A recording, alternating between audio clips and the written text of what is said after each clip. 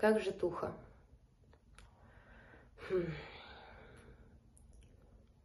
Хуёво, что тут сказать. Моя история осложняется еще тем, что я депрессивный наркоман, и очень сложно быть депрессивным наркоманом в тоталитарном государстве, когда тебе надо что-то делать, а ты как бы не можешь заставить себя переехать из России, и от этого тебе плохо, что ты такая тварь, и бесконечный круг самоуничтожения. Дилемма, которую я никак не могу решить, я же нищий, мне надо где-то заработать денег, и в театре у меня появляется возможность сделать образовательный кластер, через который можно делать какие-нибудь проекты для привлечения молодых зрителей. Но вот это внутреннее противоречие, оно никак не может отпустить тебя, потому что ты же не можешь быть бюджетником. Бля, на самом деле вообще нихуя ты не можешь. Жить не можешь. Просто. И я в перманентном нахожусь в противоречии, постоянном, что, люди мне говорят, это не деньги Путина, ты не должен чувствовать себя как бы плохо от того, что ты что-то там пытаешься сделать, то есть это налоги людей, обычных граждан, таких же, как и я, и в конце концов мы пытаемся делать что-то хорошее, но при этом делать вид, что ничего не происходит. Так абсолютно все буднично говорят. Война никто не говорит. Я, наверное, единственный, кто в театре говорит «война». Все говорят, это вот путинский новояз, всем известные события, военная ситуация, сложная геополитическая ситуация. Блять, такое лицемерие, пиздец. А я пришел к худруку и сказал ему честно, что я хочу заработать денег и уехать из России. И он не стал ебать мне мозг, потому что, наверное, мое лицо говорило само за себя. В конечном итоге я как будто на какую-то сделку с совестью иду. То есть, если я не уезжаю, я как будто предаю что-то внутри себя. Я решила, что, наверное, стоит это сделать в конце концов. Когда я уеду, в этом театре останется хоть что-то, хоть какой-то лучик, что ли, в этом темном царстве, где просто люди дербанят этот театр. Вот все, что в нем происходит, это такой микрокосмос, маленькая копия России, в которой ничего не понятно, в которой сосут бабки, везде сплошная показуха, абсолютно некомпетентные люди, и которым в душе на самом деле вообще насрать. Абсолютный цинизм до самой глубины души. Потому что иначе невозможно в этом круговороте. Вот это чекистское послание...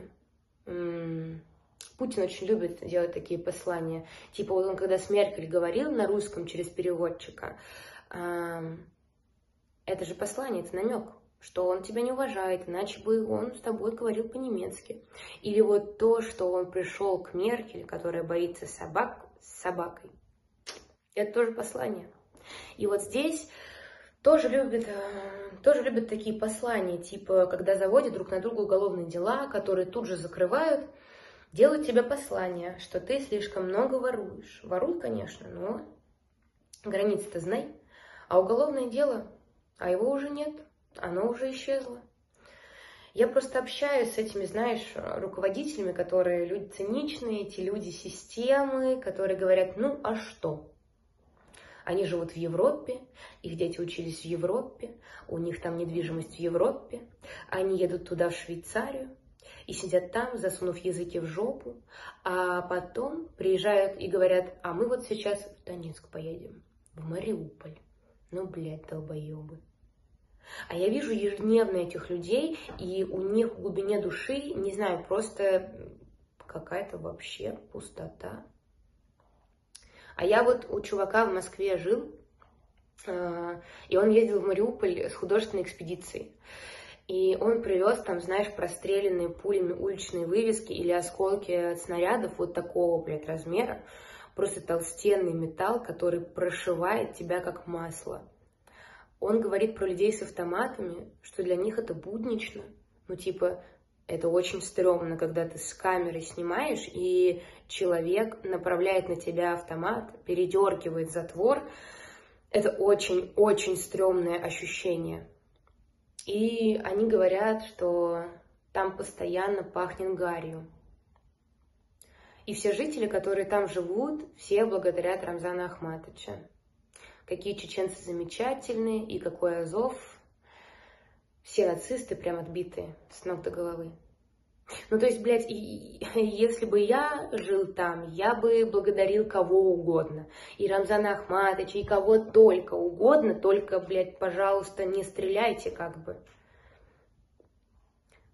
Сейчас у меня время жесточайшего въеба, потому что, ну, у меня просто нет денег. И вот, знаешь, ну, прям вообще ноль. И я не знаю, где еще мог бы их заработать. И при этом я сейчас чувствую, что я активизировался. Потому что, ну, я говорила, что я депрессивный наркоман, это правда. До войны мне было тяжело жить.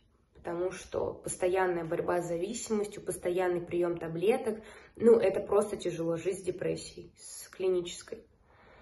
Здесь, блядь, еще больше груз ответственности. И вот этот экзистенциальный вопрос касаемо выживания заставляет, наконец, что-то делать. Знаешь, антивоенных идей все больше и больше. Это такой чемодан, который я не могу явить миру, потому что вот этот вот мини-мирок, в котором я существую, рухнет. А я не хочу, чтобы это сказалось на моей матери, потому что она, ну как сказать, имеет вес в этом театре. Ну, блядь, там все в нашей вот этой истории, все завязано на вот этой вот азиатчине. Я живу в Азиатской республике. Здесь несколько иное представление об уважении, клановые связи, и все вот это немножко по-другому работает, нежели у русских. Ну и, короче говоря, просто вот такая Россия тоже существует. Вот такая, блядь, Россия, в которой я живу. И даже поговорить, знаешь, не с кем абсолютно. Я замечаю, как люди, они очень устали от этого и не хотят правде в глаза смотреть. У них просто негибкое мышление. Это такой банальный ответ. Я пыталась какие-то сложные ответы найти, а оказывается, все вот так банально. Просто нет никакой скрытой мотивации, ничего этого нет, никакой подноготной. Есть просто необразованные люди, которые десятилетиями привыкли выполнять какие-то простые операции на работе. И весь мир их — это очень простые, обыденные вещи, чтобы можно было успокоиться. Как эти дикторы советские, которые говорили успокаивающими интонациями, чтобы советские люди смогли спокойно спать, а партия подумает за вас.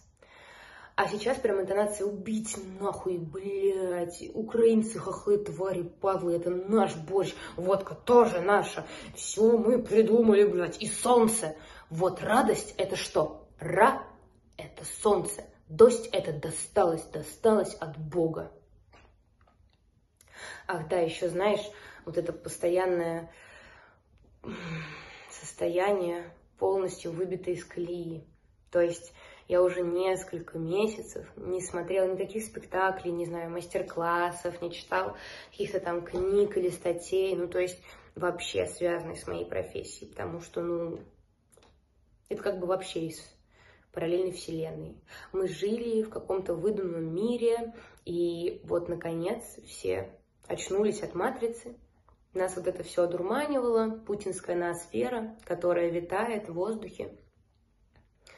Вот это же их способ воздействия на детей через детские каналы, на двачеров через политические, там, патриотические ролики, мемы постороничные. И вот в этой ноосфере ты варишься в облаке из новояза и перестаешь как будто бы реальность воспринимать. И у меня словарь новояза путинского, он все больше и больше.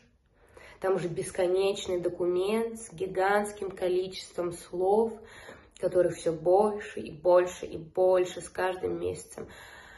Больше и больше сглаживающих каких-то терминов, которые просто меня вымораживают. Типа, обожаю их вот это. Сдетонировал боезапас.